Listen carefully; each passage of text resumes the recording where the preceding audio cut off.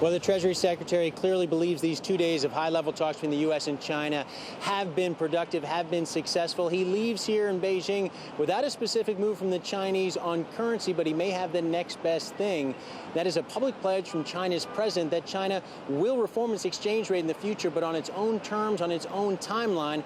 I sat down with the Treasury Secretary. I asked him what he made of President Hu's comments. Encouraging, promising. But again, I'm going to leave it to them to characterize what their plans are. Again, the most important thing is you're seeing China rebalance with growth getting stronger, growth quite strong, but it's coming more from domestic demand and from consumption, and that's important because it's translating into very substantial increased opportunities for American companies. Was it significant to you that he talked about it directly? Because oftentimes it's other Chinese officials who talk about the currency issue. Again, I'm going to leave it to them to characterize the significance of it, but in that statement was also a very strong commitment to continue the broader reform agenda, and that agenda of reform, again, to strengthen domestic demand, rebalance growth, is very important to China, very important to the United States, very important to the world economy. And you've expressed confidence that China will decide on its own, in its own interest, that it should move on the currency issue. Absolutely. You leave here more confident that that's still the case? As confident as I've always been. Again, this is China's choice, but I think it's, China will ultimately do what's in their interest, and they're a good judge of what's in their interest. And again, you heard the president of China make it clear how important part of this is, the exchange rate reform is, to their broader reform agenda.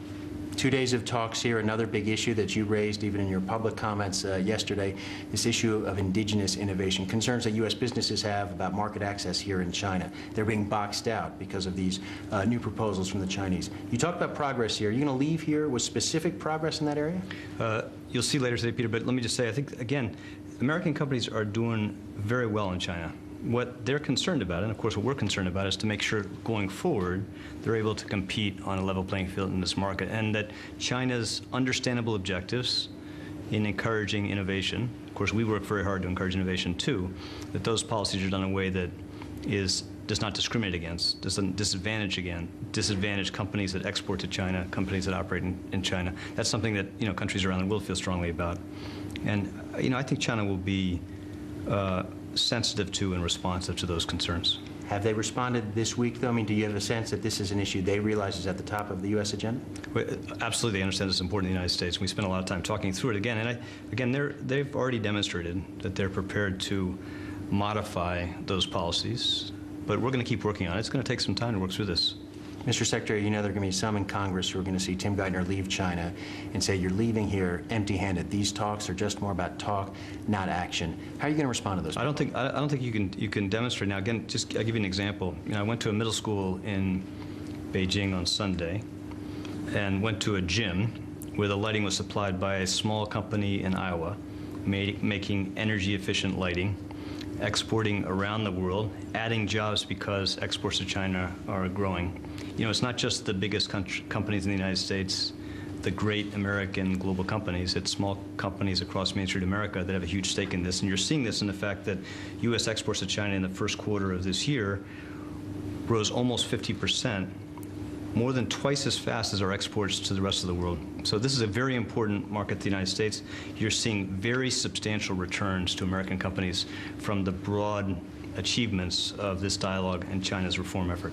All right, let me ask you about the European debt crisis right now. It was a topic here, as we understand it, with the Chinese as well. You're heading to London, then on to Germany after that.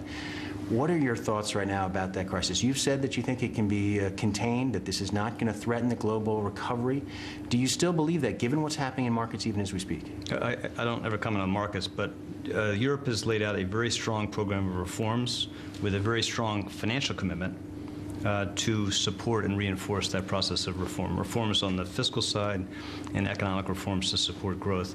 Absolutely, Europe has the capacity to manage through this. Europe is a very rich area, very high savings rates. This is something that they can manage. Of course, the world wants to see them act, and they are now moving now.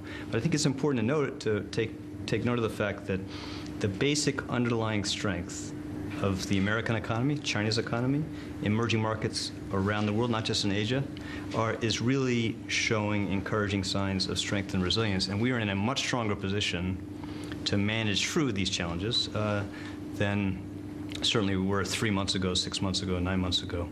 Mr. Secretary, you know, there's some who say the word contain, that was how the subprime crisis was referred to in the U.S. not too long ago. No, I said that I'm completely confident Europe has the ability to manage this. Absolutely they can.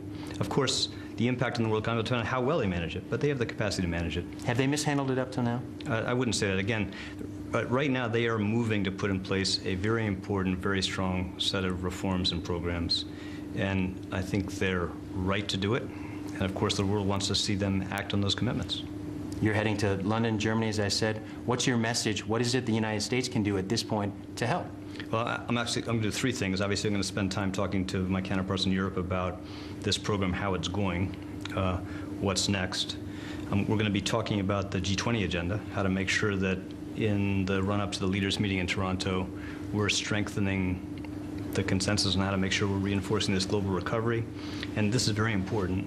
We want to make sure we're moving on the international stage now, taking advantage of the fact that we're on the verge of passing broad financial reforms in the United States to make sure we're going to put in place very strong standards globally to make sure we have a more stable financial system. So part of my time in London and in Frankfurt and Berlin will be talking about that very important international financial reform agenda. What do you say to the people who suggest the next debt crisis is the United States?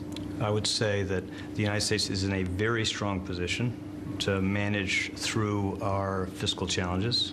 We are absolutely committed, as this recovery strengthens, to bring those deficits down dramatically, and we are in a very strong position to manage those challenges. Final question. You spent time here, you studied here in China. I watched you today field questions from an audience of Chinese. You seem to understand a lot of the questions. I'm not sure your Mandarin skills at this point. How does your experience here alter your job here as Treasury Secretary? You're negotiating with the Chinese. Well, I do come with a better sense of how China perceives its role in the world and their interests. And I think it helps. I think it's always helpful to understand where people are coming from. It's easier to resolve differences and challenges when you come with that appreciation.